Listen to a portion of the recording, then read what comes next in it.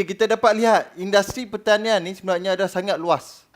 Banyak peluang-peluang yang kita boleh dapat dalam industri pertanian. Industri pertanian melibatkan aktiviti pengeluaran, pemprosesan, penjualan, pembekalan, logistik dan perkhidmatan. Di sini saya nak beri satu contoh. Kalau kita makan nasi ayam, adakah pernah kita fikir mana datangnya ayam tu? Macam bukan kita hanya fikir macam mana ayam tu digoreng, tapi macam mana hasilnya seketul ayam di atas pinggan kita. Kalau kita nak hasilkan ayam tu, kita perlu lihat. Yang penting mula-mula kita perlu cari anak ayam.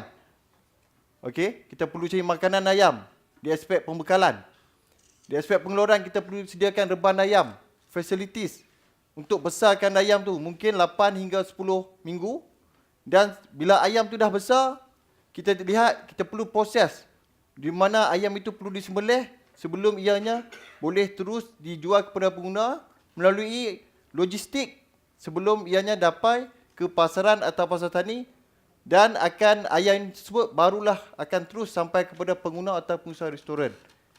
Ini menunjukkan satu rantaian yang sangat besar di mana terdapat banyak peluang-peluang perniagaan yang kita boleh ceburi, bukan sekadar hanya pertanian menjadi seorang penternak dan sebagainya. Pada tahun 2012, saya telah menyertai satu program yang dianjurkan oleh Fakulti Pertanian, di mana program ini adalah program inkubasi usahawan tani yang bertujuan untuk melahirkan usahawan di kalangan siswazah yang berminat dalam bidang pertanian. Dalam program ini saya dilatih bagaimana untuk menyediakan satu business plan yang baik, menguruskan operasi, menguruskan marketing, keuangan dan seterusnya, telah memberi pengalaman yang berguna kepada saya untuk menjadi seorang usahawan yang baik. Pada tahun 2012 merupakan tahun pertama saya melibatkan diri. Saya telah menubuhkan syarikat SA Agromet Enterprise, di mana pada tahun 2012 saya menjalankan aktiviti peternakan ikan tilapia merah dalam sangkar pada skala pengeluaran 14 bawah sangkar. Syarikat saya menghasilkan sebanyak 2 metrik tan hasil pengeluaran dalam satu pusingan. Namun begitu, pada tahun 2013, saya mengalami satu masalah di mana syarikat sukar untuk memperolehi benih bekalan ikan yang berkualiti.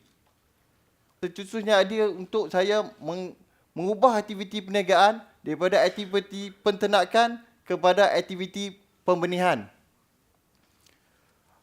Pada masa ini, syarikat menghasilkan production untuk benih tilapia merah sebanyak 300 hingga 500 ribu ekor bagi setiap bulan. Ini menunjukkan setiap masalah yang berlaku atau yang dialami oleh usahawan-usahawan memberikan satu peluang yang mungkin usahawan-usahawan itu boleh ambil sebagai opportunity untuk melakukan satu perniagaan. Tak semestinya masalah yang dialami itu memberi kelemahan kepada usahawan tersebut. Saya juga terlibat dalam industri penternakan, di mana saya telah menubuhkan syarikat APC Nature Farm Sdn Bhd.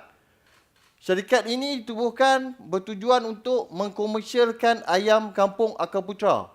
Ayam ini merupakan ayam kampung bakar baru, hasil penyelidikan daripada UPM, yang mempunyai ciri-ciri seperti dagingnya yang lebih firm and juicy dan mempunyai ketahanan yang tinggi.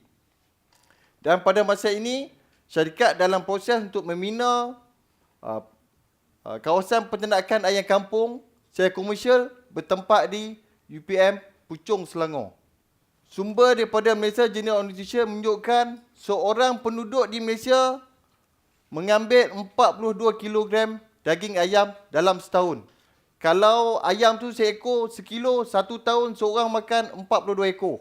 Penduduk di Lembah Kelang saja pada masa ini telah mencecah 7.2 juta orang.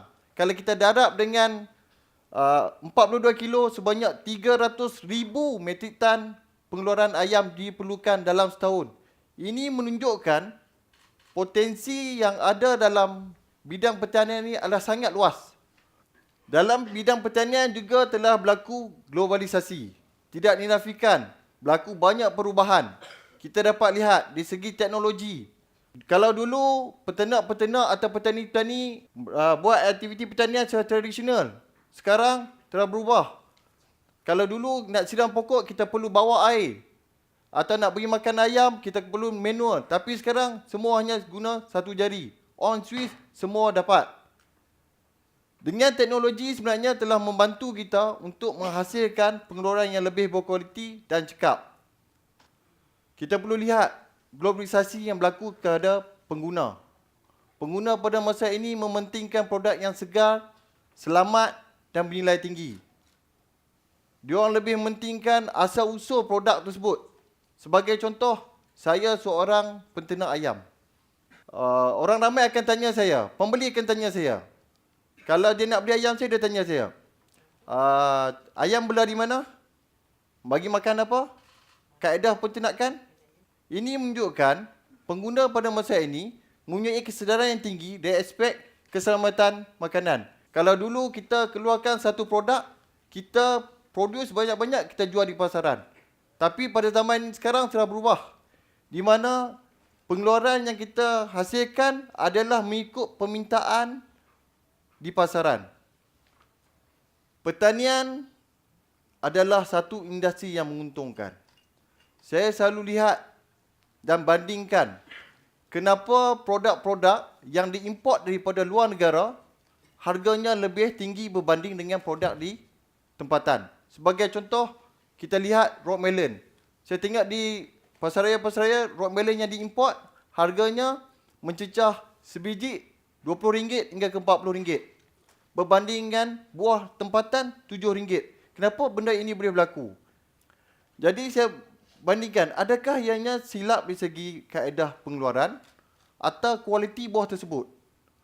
Jadi sebagai seorang usahawan muda, saya perlu lihat potensi atau persaingan yang berlaku di pasaran merupakan satu opportunity yang boleh saya ambil untuk menghasilkan satu produk yang mampu bersaing pada harga yang sama dengan buah import. Kenapa orang luar boleh hasilkan satu produk kualiti, kenapa kita tak boleh? Pelbagai sokongan atau bantuan yang diberikan oleh pihak kementerian, pihak Agrobank agar membantu kita untuk memberi peluang-peluang supaya kita ambil dan pelopori untuk menjalankan satu perniagaan. Tiada halangan kepada kerajaan atau usahawan untuk terus berjaya maju. Namun yang penting, seorang usahawan mestilah kreatif dan inovatif. Selain yang paling penting sekali, usahawan itu perlulah cekal dan tabah menghadapi segala rintangan dan cabaran.